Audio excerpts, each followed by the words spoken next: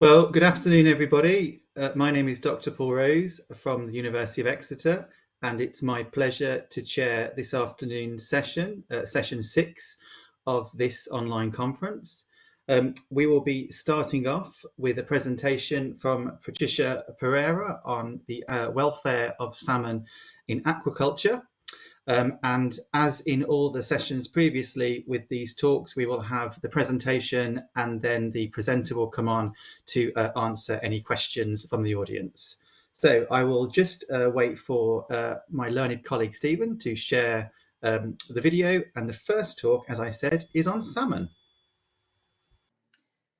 Hello everyone, my name is Patricia Pereira. I'm a research associate on fish welfare at the Welfare Footprint Institute, and today I will talk to you about how early life shapes lifelong welfare in fish intensively reared in recirculating aquaculture systems using Atlantic salmon as a case study.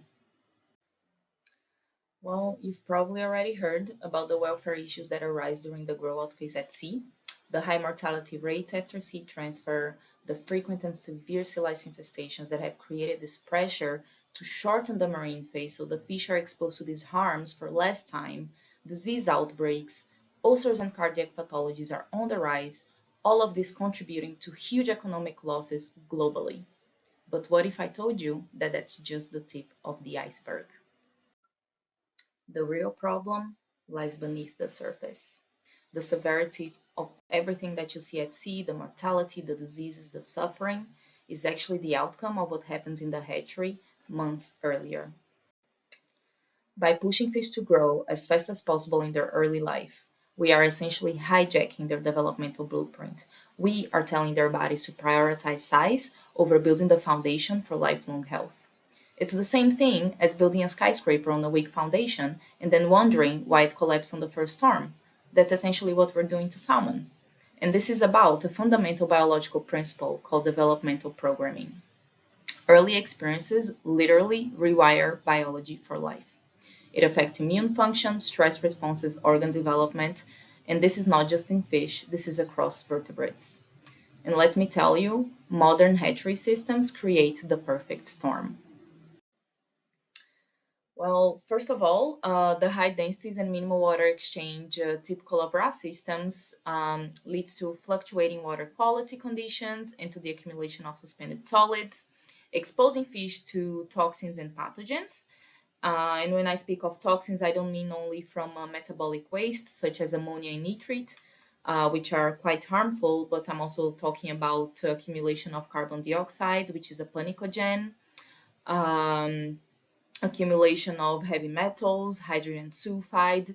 It's important to keep in mind that whatever enters the RAS system stays in RAS because the water exchange is minimum. Not only it stays in RAS, but it bioaccumulates. And ultimately, this leads to compromised gill and skin barrier. And these are the first line of defense against mucosal pathogens, such as bacteria that causes ulcers, and ectoparasites, such as sea lice. Second of all, the fish are ectotherms, meaning that they're highly responsive to environmental conditions like temperature and light. And evidence is building that accelerating growth by manipulating such variables compromises heart health, leads to cardiac malformations, pathologies, and also compromises immune function. Third of all, in RAS, the fish get no rest. They are raised under 24-hour light cycles, continuous currents, they're fed around the clock, and this creates a state of perpetual activity that deprives the fish of any meaningful rest from the first feeding until seed transfer, a period that can exceed a year. This also leads to hormonal dysregulation, as the endocrine system is regulated by circadian rhythms, which are completely disrupted in these intensive systems, also leading to chronic stress, which will also affect immunity and resilience. And lastly, RAS are engineered to provide controlled conditions for optimal growth, but these highly stable conditions create a fundamental paradox that these fish, they're being raised to be transferred to open net pens in the marine environment, which is a much more variable and dynamic environment. So it's like raising a child in a sterile bubble and then throwing them into the wilderness. Would you expect them to thrive? These are universal RAS problems that apply to all species, but salmon still face additional challenges. But why are salmon particularly vulnerable? First of all, they have an exceptionally long captive period. It can take over 2 years to grow salmon to harvest size. So if we compare the hatchery phase duration across the farm species, we can see that the difference is substantial, comparing with other aquatic species or terrestrial species. So the Atlantic salmon faces the longest exposure to artificial conditions than most farmed animals. So there is more time for problems to compound. Second of all, Atlantic salmon are anadromous, meaning that they start their life cycle in fresh water, and then a process called smoltification, they migrate to sea. And this is a massive, very complex physiological process, tightly regulated by hormones. And as I explained in the previous slide, intensive hatchery systems can throw this delicate hormonal balance completely off track as circadian rhythms are completely disrupted. And don't be fooled by the fact that it's all water. This transformation is more like asking a land animal to suddenly become aquatic. And in raw systems, this process of smoltification is also accelerated. And lastly, with salmon, the challenge isn't just moving from a stable condition, controlled environment to a dynamic, unpredictable ocean. They're also switching from freshwater to seawater, which is, as I said, it's a very complex physiological process. So the smolt stage is one of the most vulnerable points in their entire life cycle. And the switch from a uniform stable environment to the dynamic oceans happens exactly at this point. But the issues that begin during the hatchery phase, they don't stay there. They cascade into the sea phase where these vulnerabilities become even more pronounced. So fish that are grown in RAS, they're typically chronically stressed due to several factors, some of which I already mentioned, such as extremely high stocking densities, no rest, continuous light cycles. They live in barren environments. We also have the issue of the rapid growth, which is causing compromised cardiac function, but not just cardiac function, also affecting development overall. It compromises immune function. It's also fish that are grown fast also have a higher incidence of skeletal deformities. We have the environmental uniformity issue. So these fish have low physiological resilience, meaning that they will be less able to cope to the fluctuation in the conditions of the marine environment. We have continuous currents, high densities, and poor water quality, causing poor gill and skin health. And to exacerbate this issue, there's also the use of chemical disinfectants that are used to improve the water quality, but that have also already been associated with thinner skin and poorer skin health. So it's important to keep in mind that in RAS, everything is interconnected. It's not one cause to one outcome. One issue builds upon the other. And at the same time, it's also very difficult to separate what exactly is causing what.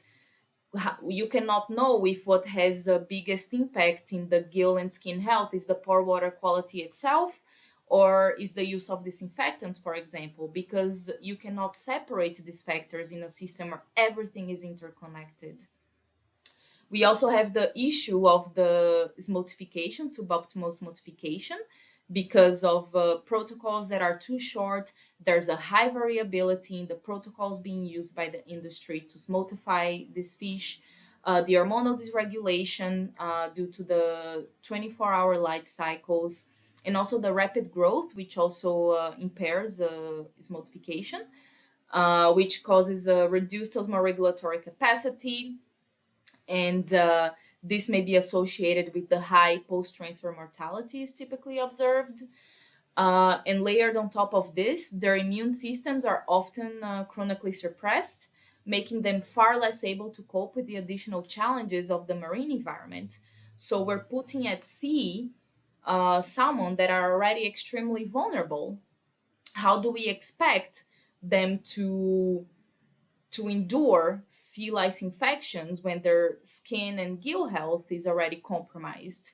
How do we expect them to endure delousing treatments that are extremely stressful when they have no physiological resilience, when they have compromised cardiac function, which is essential for enduring handling operations and ensuring that they recover well? So, as you see, this isn't a failure of technology, but salmon may just not be the right species to farm, not because we can't rear them, but because the process required to get them to market through intensive rearing practices consistently pushes them beyond their biological limits. But how can we mitigate these issues? Well, the current approach has focused on managing the symptoms, such as more sophisticated vaccination programs, non-chemical treatments for parasites that cause even more mortalities, production of large smolts to reduce the time at sea and reduce the time that these fish are being exposed to the sea lice. But we propose a paradigm shift from band-aid solutions to root cause management. We propose 3 key interventions that work synergistically. The first one being slowing down growth through lower rearing temperatures. So using a temperature of 80 degrees from first feeding onwards throughout the hatchery phase instead of the typical 12 to 16 degree range. And this will allow for proper organ development, but also leads to compensatory growth because salmon naturally has a slower growth in the freshwater and then compensates once it migrates and enters the sea. So it will in the end reduce the marine phase and improves multiplication outcomes as well. The second is the provision of rest periods by introducing 4 hours of darkness daily, combined with reduced currents and no feeding to restore natural rhythms and hormonal regulation, improve immune function, stress recovery. It's a simple intervention to implement and it has major welfare benefits.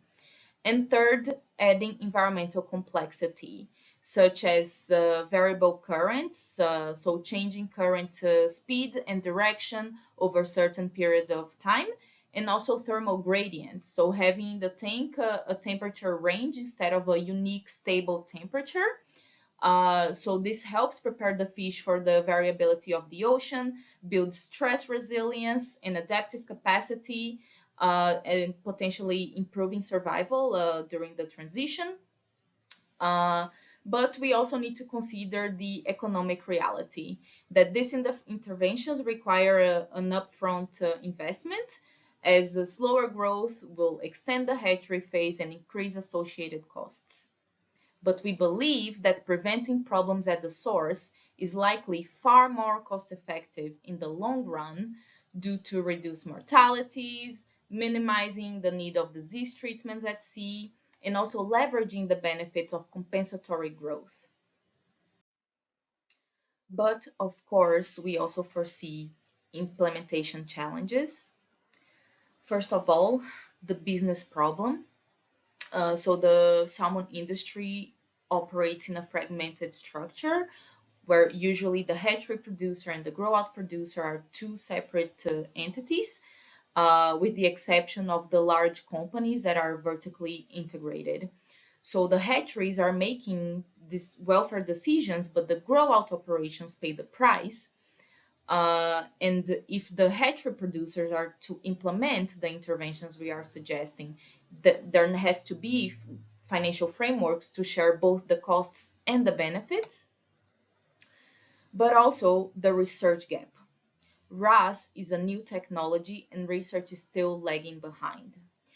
Most studies are done in small-scale conditions that do not reflect commercial conditions at all, so we need commercial-scale validation before widespread adoption. And as researchers, policymakers, advocates, we have a choice. We can keep focusing on the symptoms, the diseases, the mortalities, and all the welfare crises that we see at the end, but the most impactful research isn't happening in the treatment room. It's happening in the nursery.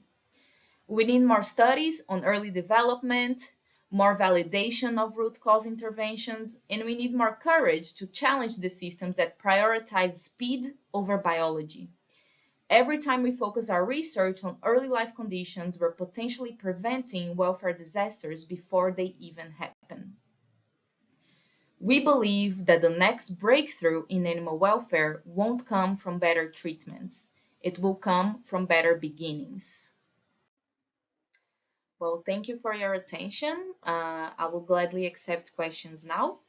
And if you are interested in finding out more about our work, please go to our website or email me directly, and let's connect.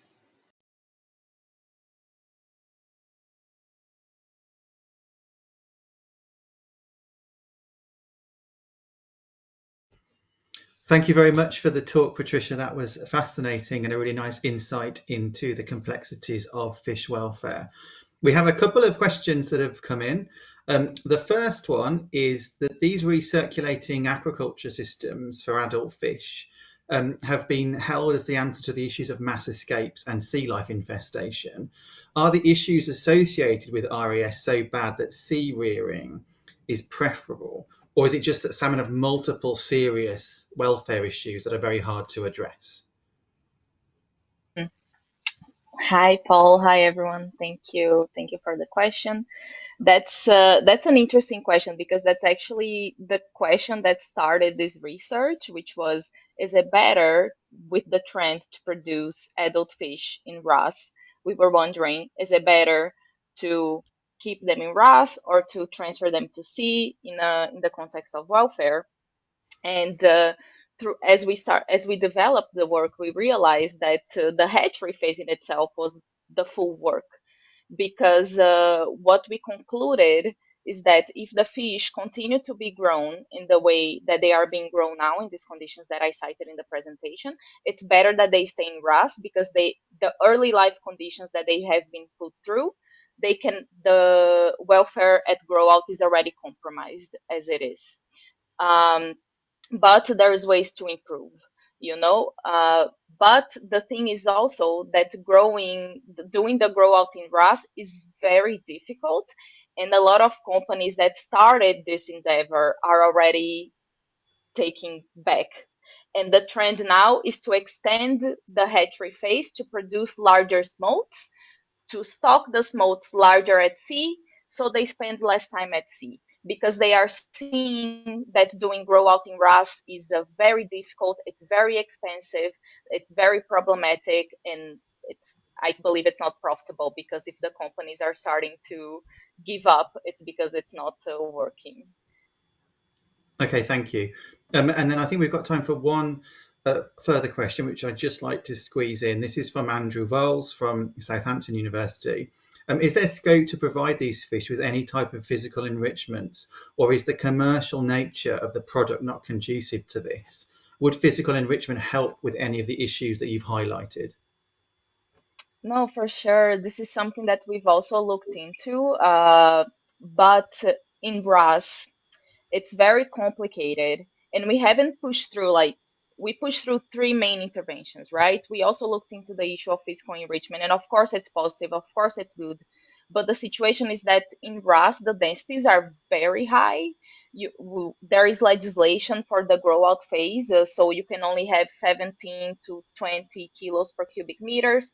In RAS we're talking about close to 100. So how are you going to put physical enrichment in a tank that's already fully packed? And if they reduce the density, it's not profitable anymore. So it's a constraint of RAS that for RAS to be profitable, they need to use maximum stocking densities in the tank. And then if you put physical enrichment, there is risks for welfare, risks that it could create biofilms, deteriorate water quality, compromise the engineering of the tank, how the circulation is working within the tank, and maybe the fish wouldn't even be able to properly use the physical enrichment because the tank is already so packed. So for now, we don't see it as a viable intervention unless the densities were reduced, basically. That was a very fluent answer. Thank you very much, Patricia, and thank you for keeping beautifully to time. That was brilliant. We will move on with the next talk, so thank you. Seamlessly from enriched environments to fish to moving on to laying hens, we now have Aleksei Podturkin, who's going to be talking about enrichment options in laying hens. Hello everyone. First of all, thank you very much for this opportunity. I'm presenting to you the results of our recent study when we compare several enrichment strategies on stress resilience in laying hens. Laying hens frequently exhibit behavioral problems such as feather pecking, cannibalism, smothering when the environment is not optimal. And this behavior leads to high mortality and economic losses exceeding £20 million annually in the UK only. And traditionally, these behaviors are linked to understimulated environments with a lack of resources. That is why building stress resilience is a key to reduce welfare problems, because in captive environments, hens are surrounded by unavoidable stressors, and resilient hens cope better with challenges and are less likely to develop harmful behaviors. And providing environmental enrichment is a key strategy to support resilience and reduce welfare issues. The problem is that even high welfare systems often house hens with compromised welfare. So the question is, how can we increase the effectiveness of enrichment?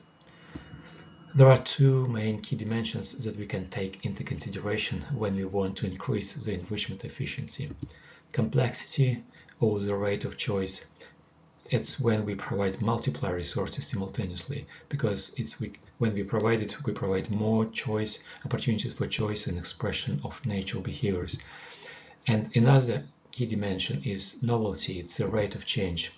Maximizing of enrichment novelty, it could be one of the main strategies to avoid habituation, and that is why regular changing enrichment is strongly recommended to maintain interest.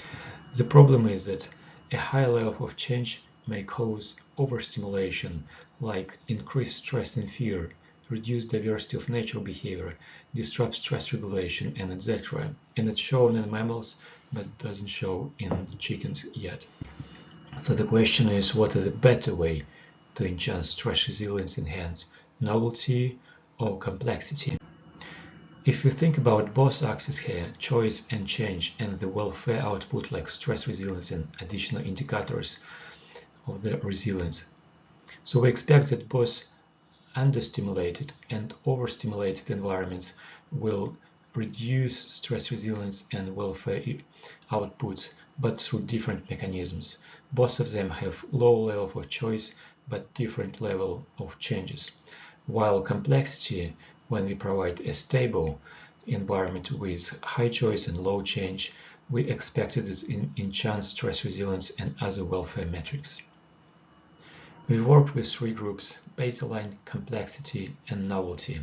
So for baseline groups, we provide the minimum required by DEFRA enrichment: a perch, a straw bale, a nest box, shavings, and a rope. So it's not a barren environment, it's just the minimum requirement of enrichment.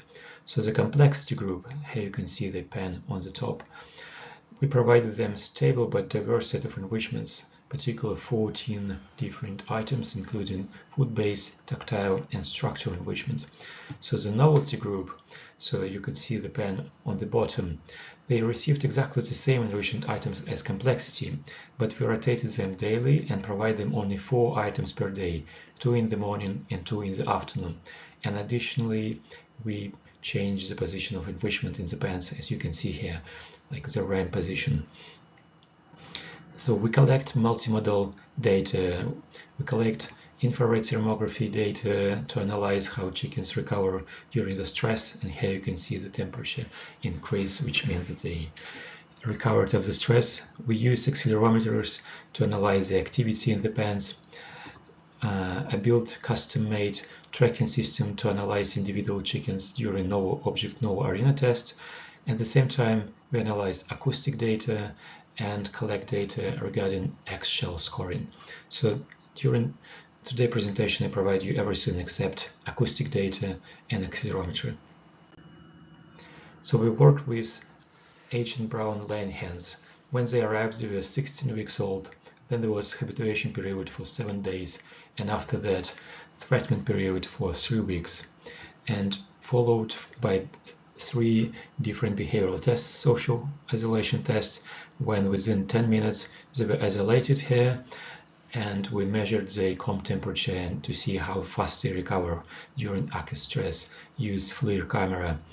And after that, there was no arena, no object test. So this is our arena, how it looks like. And once they were habituated to this arena, there was the last test, attention bias test, in the same place. So for eggshell quality, we analyze soft shell, shell only, and thin shell, because stress is known to alter shape formation and structure. So our results show that total X abnormalities was highest in the novelty group, and the baseline demonstrates the moderate level, while the complexity demonstrates the lowest one. So, and if we see the percentage total abnormalities compared to total number of X, it was 6% for baseline, the minimum 2.5 for complexity, and 10% for novelty. So comp temperature during social isolation test was tracked during using FLIR camera, and we use it because during acute stress comp temperature reduce and then recover, and you see here it's a hotter temperature. We measured both ROI mean and ROI max temperature, and here you can see the difference between groups, novelty, baseline, complexity for the ROI max temperature, and the complexity group demonstrates the trend to recover the temperature faster, and this red line means 37 degrees. According to literature, it's the baseline temperature of the comp. The novelty group demonstrates negative slope, and the baseline demonstrates the delayed recovery, but results were not significant, potentially because we have very small sample size. For ROI mean temperature, we see that complexity group demonstrate marginal level of recovering up to 2 degrees during 10 minutes of social isolation test, while both novelty and baseline group doesn't show any significant results for us here, potentially because of small sample size again.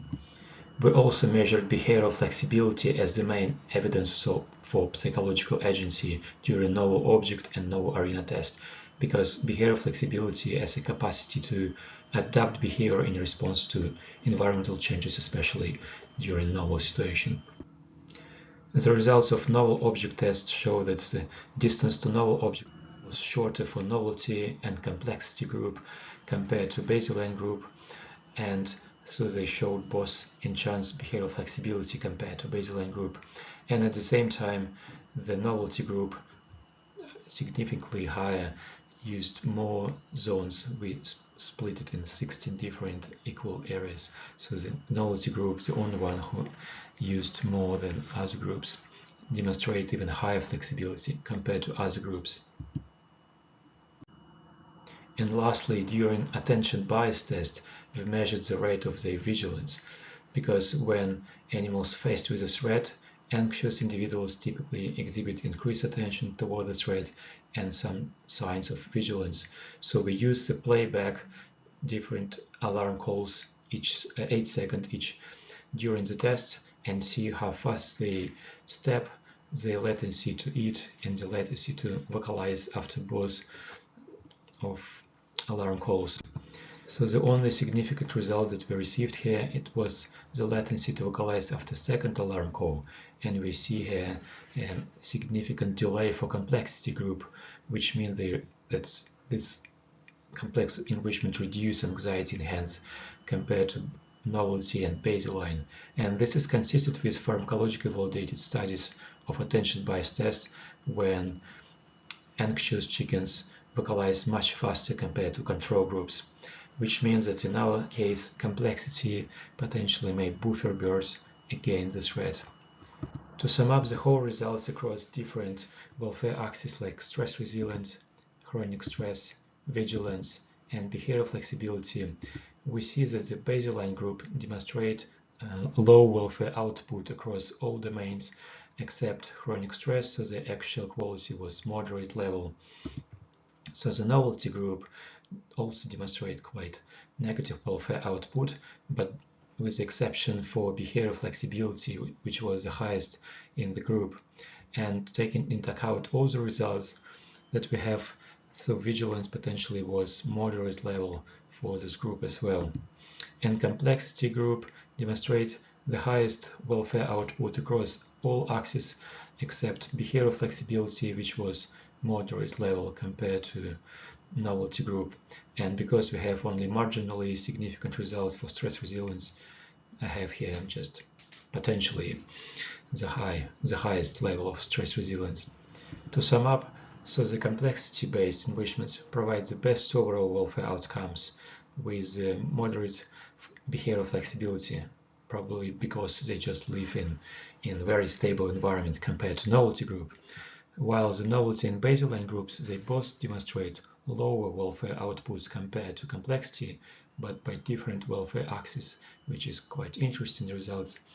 And the novelty groups demonstrate great behavioral flexibility, so potentially because we train them for changes in their life, so they were able to cope and behave more adaptively in novel situation. However, it was accompanied by physiological cost and high vigilance compared to complexity group.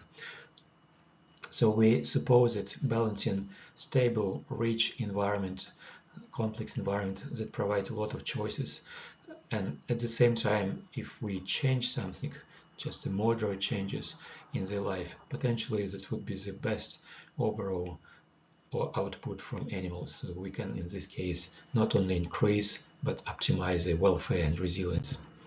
So I would like to say thank you for everyone who helped me conduct this study. So Mustafa and Lian for helping me move all this enrichment during all this time. So I really thank you, Victoria Sunderland from RCPCA, for her insights regarding the meaning of actual results. And thank you very much for Catherine Hepburn for her advice on how to work with FLIR camera. And thank you very much for your time. I'm looking forward to your questions.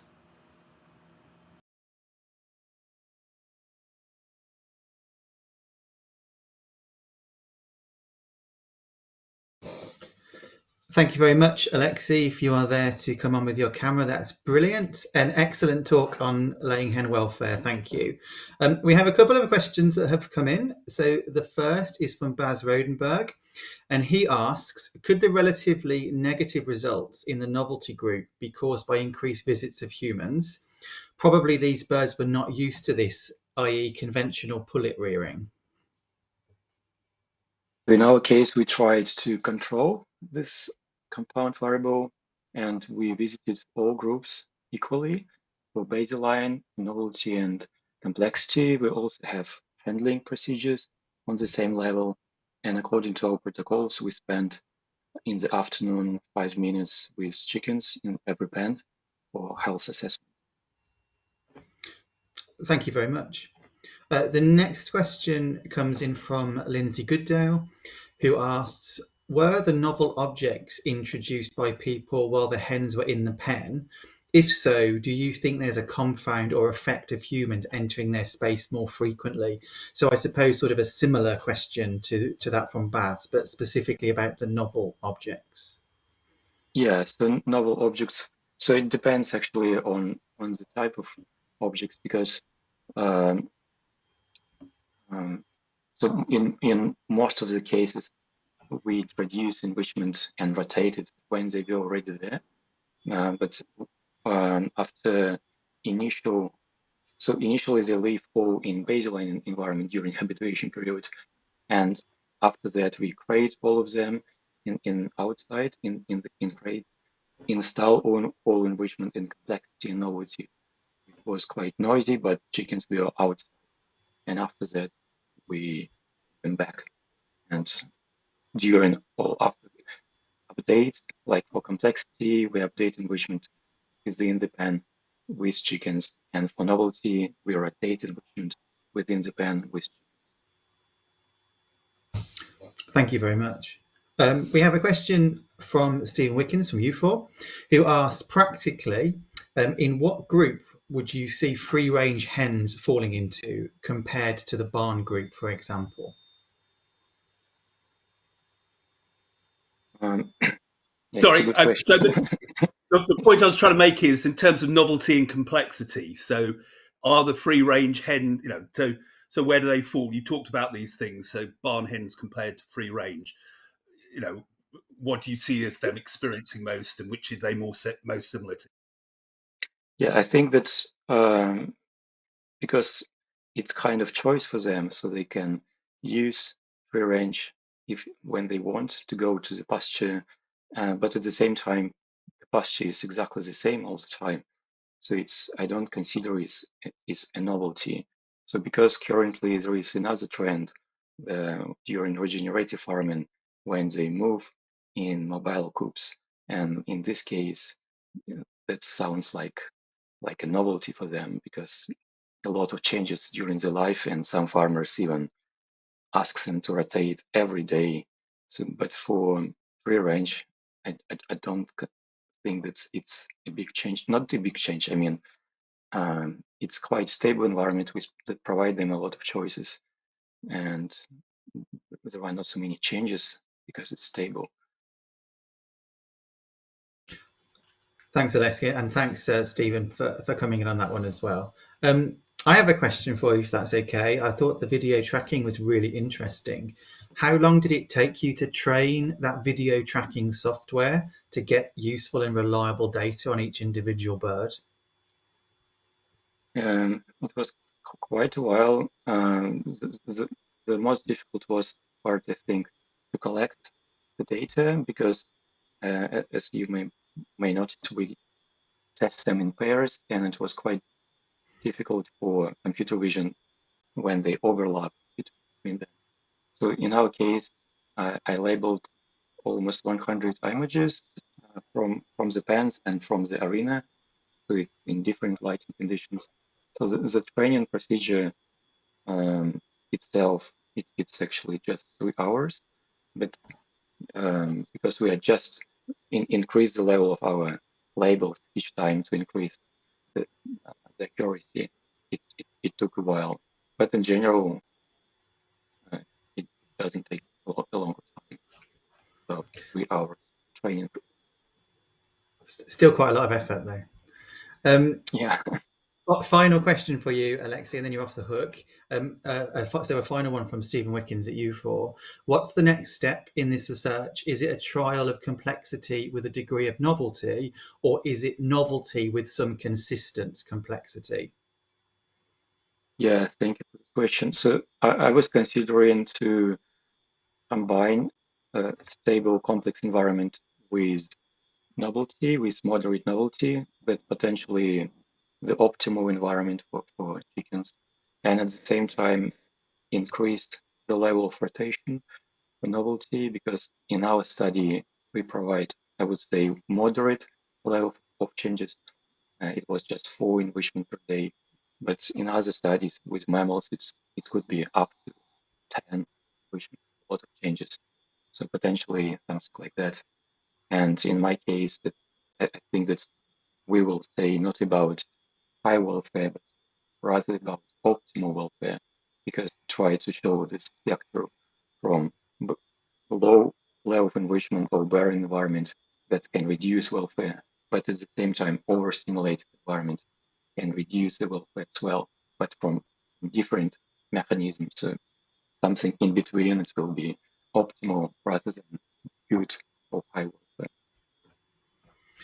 Thanks, Aleksei. I think that's a really good point about overstimulation being potentially just as bad as understimulation. That fascinating and very applied talk on enrichment for laying hens. Thank you very much. Thank you.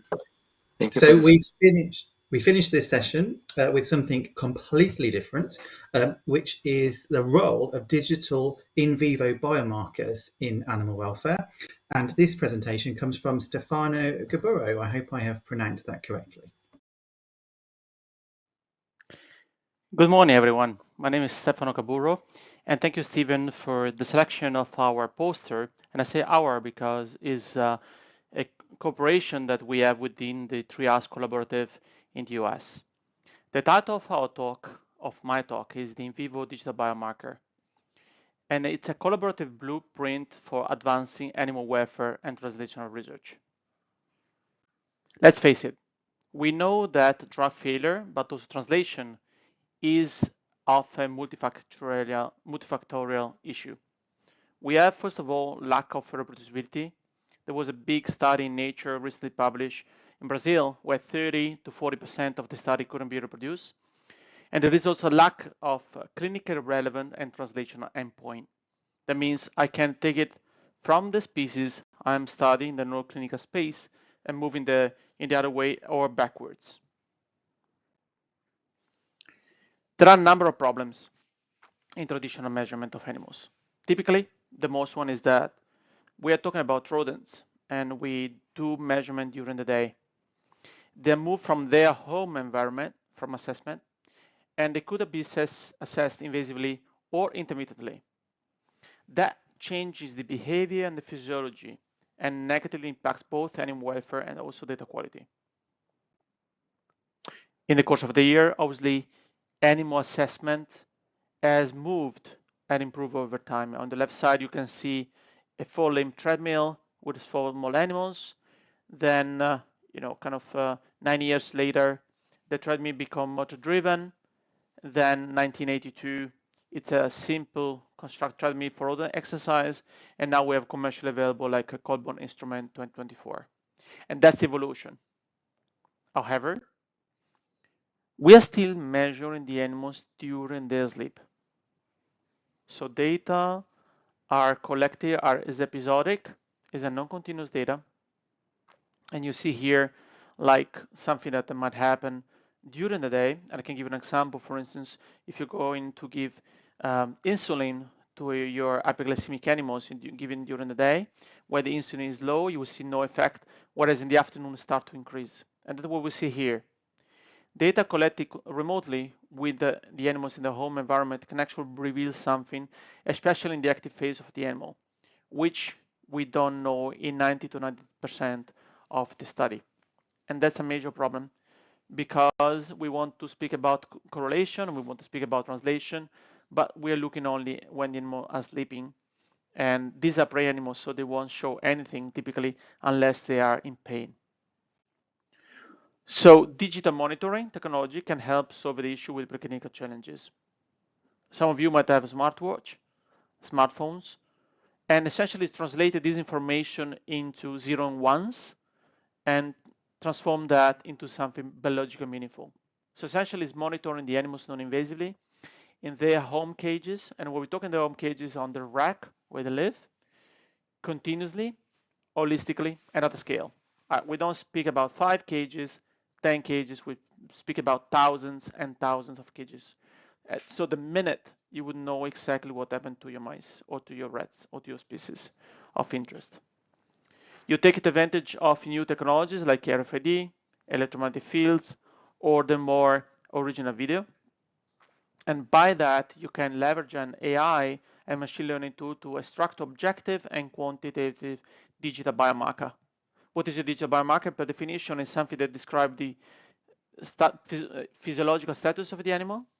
Then when animals become pathological based off of the biomarker, for example, activity, like in the digital ventilated cages, or temperature, like in the UID system.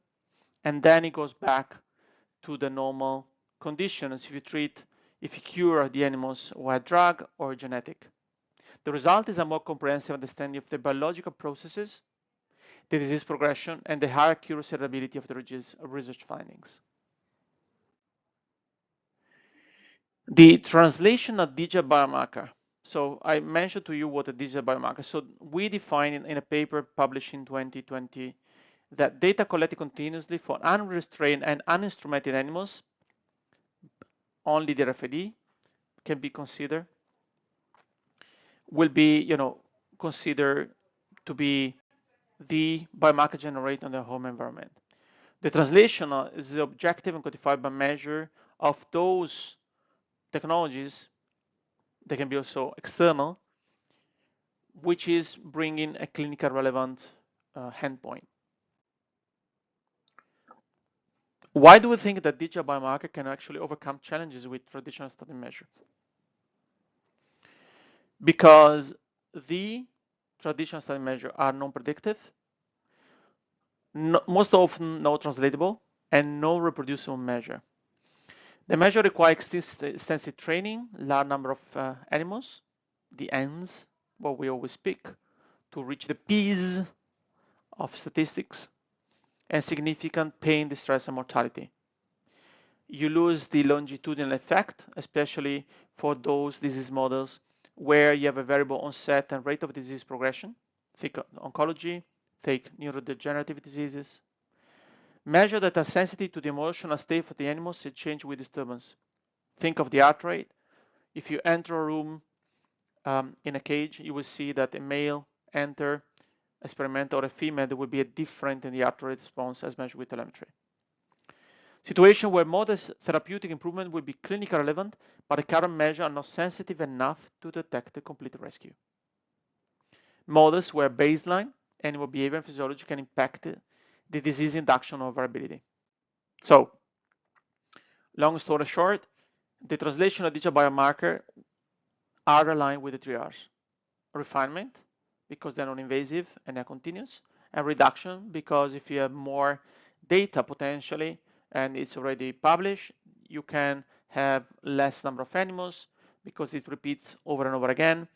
And actually it's more predictive also for intra-subject variability and analysis. It's not easy. There are a number of challenges to implementation. Cultural, change of habit is the worst thing you can try to change in human behavior. Operational, why would I change if I don't see already now the advantages? Scientific, I used to work with my graph pad. Why would I change my t-test? Technical, IT, and cybersecurity. Challenges, however, can overcome through collaboration and thoughtful implementation. And that's why within the 3 R's Collaborative, which is a US-based nonprofit organization, the mission is to advance better science for both people and animals. How do we do that? We facilitate collaboration in 3 initiatives with key stakeholders from academia to industry. The 3 R's Collaborative are a translational, within the 3 R's Collaborative, we have the Digital Biomarker Initiative, which collaborate to increase adoption and also regulatory use of the translational digital biomarker, in short, TBD. The 3RCs spans across the 3 R's. We have environmental health monitoring, now new 3R certification courses. We have translational digital biomarker, we have the refinement, we have microbiological system, and artificial intelligence. The initiative provides thought leadership. We have our director, Megan Lafollette, Dr. Megan Lafollette, and others that really help drive this change. Understand the current and use barriers with surveys, discussion, and feedback, and also with education and practical. So we have manuscript, we have presentation, resource hubs, slide decks, SOPs, training coursing, and so on and so forth. These are the company belonging, with a tech user and providers and regulatory agent that are belonging in the digital biomarker, translational digital biomarker group only. In the paper that we published in 2020, we thought, why are these biomarkers important for biomarker discovery? I won't read it is true. It is there for you to read it if you wanted. But essentially it gives the idea that why would it be important for the welfare? Because you will have mortality, less stress of the animals. Operationally, you have digitalization, you know where the animals are going. Scientific, you can expand the type of endpoint, and strategic, you can have your return of interest very quickly, because if you're working in a company, what you want to do is to de-risk your compound before it goes too far in the clinical process. If you find earlier a safety or toxicological effect, you will stop it earlier. We have a checklist for engagement with translational digital biomarker. Typically, you have an initial setup and a budget. Capacity, you have to define how many, and scalability. Maintenance space requirement and digital platform requirement. Training is very important. The cleaning. Can I sterilize the system? There is only one system that can be sterilized, the others not. Institutional commitment, data collection is really an effort of several people. This is our paper, the one I mentioned, where we describe first, the emergent role of that, led by Shepan Baran and Megan, as I mentioned. And we have a portal where there is a tech hub, and the different technologies actually listed based on what they can offer. The idea in the new paper now is how do I validate? So if you get data with electromagnetic fields, microphone, camera, these data get digitalized. I transform them in visual representation, and the idea is to detect, for instance, the scratch as digital biomarker behavior, as synonym or biological interpretation of severity of inflammation. And we have a verification, analytic validation, and clinical validation processes that have to follow step by step to be able to make sure that the end user make a biological relevant conclusion. Our tech hub connects end user with relevant commercial tech providers by selecting what you wanted, as I mentioned before. And the barriers are several, but mainly are IT, cybersecurity, non-IT resource requirement, consideration, do you have social or single house, the technology itself, consider that video of sensor technology generate 32 gigabytes per cage per day. Is it used? Is it useful? You have to ask the question yourself, because you can quickly have terabytes and terabytes of data. And you want to do technology validation, study design, regulatory application, fear of change, that's what I mentioned before, and collaboration is very, very important. Oh, it was established in another facility, can you connect me to the other facility? And this is a very important point. So what we want to do is now to do a survey to understand the return of investment of the digital biomarker. And these are the people that belong in the group. And with that, I would like to thank you for attention. If there is any question, I'll be happy to answer them. Thank you very much. Thank you very much, Stefano. If you are there to come and join me for questions, that would be fabulous. Yeah, I don't know why it was repeated, and I apologize the video. You repeat. I saw that one section was repeated twice. I apologize for that. Not to worry, that is the joy of technology, to keep us on our toes. Of course, yeah. An excellent and very comprehensive talk, Stefano. You've actually been answering the questions that have been coming in as you've been going along, but there are a couple that I will pose to you.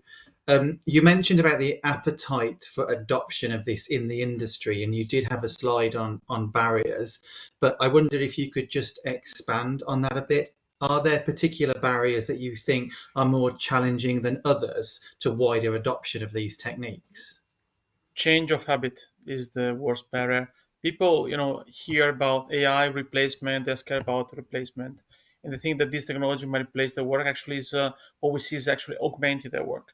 All of a sudden, you discover that a mouse, a rat, a monkey, is being followed better. We think because we learn at the vet and whatever we studied, that's how it is, but it can be done better. And and IT is the other part. Think you are in a hospital environment, you have also and all of a sudden a company asks you, can I enter into your network where there's also patients network? So GDPR and all of the stuff, it's an issue, so much so that sometimes it takes 2 years to start Thank you. Just on a similar line, Stephen Wickens from UFAW asks, where people are interested and where there is uptake, where is this in the industry? What are the kind of areas of the industry that are more pliable to using this technology? I would say facilities like academia, pharma. So pharma started before, but we have also in the UK now an uptake in different facilities. In Oxford, Cambridge, there are several facilities that is taking up across Europe. In the US, it's a bit slower, simply because this technology. What I saw something like group housing in the past, when I was talking about other digital biomarker, came in the US like 4 years later because of requirements. But it's across the board.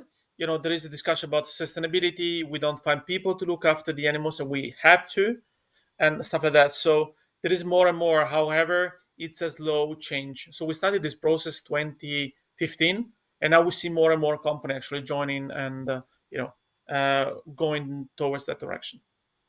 Thank you. We have a question from Berta Nielsen, again from U4. This all sounds very promising. Are there any scientific limits to the use if money was no problem? The scientific limit is us not thinking loud enough, not thinking broad enough, thinking, as a humans, we try always to simplify things. It has to be go down to a p-value, to a t-test, to whatever you want to.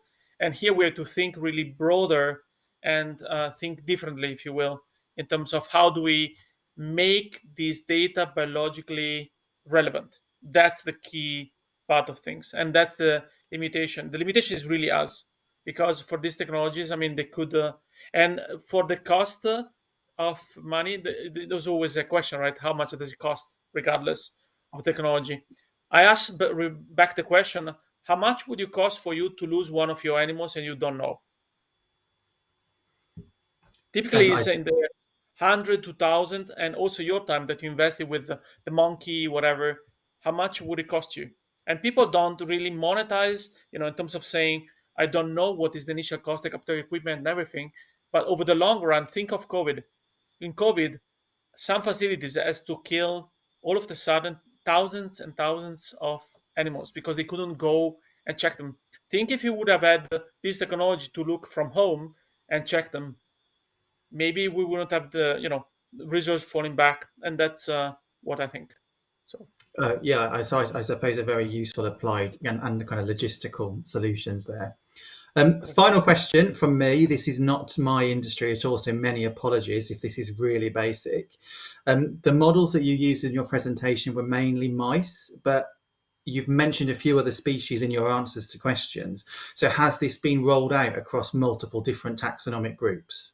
to be honest, it started in 1989 in large animals first because it was easier. It was telemetry. So when telemetry was introduced, it was introduced in large animal first, and then we go down because the largest number of of animals, also the most economical promising, is mice. So we have a lot of data from primates. We have a lot of data from dogs, cats, sheep, also pigs, which is replacing the non-human primate, and we're getting more and more data from rodents, which is the most challenging because there is everything small, right? But it has been applied across, and I see we have a lot of interaction. Like we have a European consortium working on this, but there is also a European consortium was also working on agricultural as smart technologies, and it's all transferable, to be honest. Obviously, what you will find is that at a certain point we will find species specific connotation of behaviors, heart rate regulation, stuff like that, and something which is really translatable. That's the hope, that looking at 24/7 we can really see what is translatable and what is not. Instead of saying animal models are not useful, we all go into NAMs or other alternatives because we simply don't know. Lovely. Thank you. A very comprehensive answer and a really comprehensive presentation. So thank you very much, Stefano. Thank you for your time. Cheers. Thank you. Well, folks, we are bang on time to finish at 3:30. Just a few messages before I let you carry on with the rest of your day and get excited about tomorrow. Please remember that we start promptly at 0800 hours, 8 o'clock in the morning, UK time tomorrow. The program, as was mentioned, is shifting earlier to allow people in different time differences around the world to join in. So that's 8 o'clock in the morning tomorrow UK time we start. If you have not voted for a poster yet, please can you vote for your favourite poster before the first break tomorrow. So have a look at the conference timeline. You'll see when that first break is tomorrow. Please go on the poster link that has been shared several times in the chat and vote for your favourite poster. And the folks behind the scenes have been magically wrapping up the recordings of the sessions. They are being embedded in the abstract booklet, I believe, and some of the first session recordings are now available for you to enjoy and share. So thank you very much for attending today, and we all look forward to seeing you bright and early tomorrow morning for the final day of the conference. Thanks, everyone.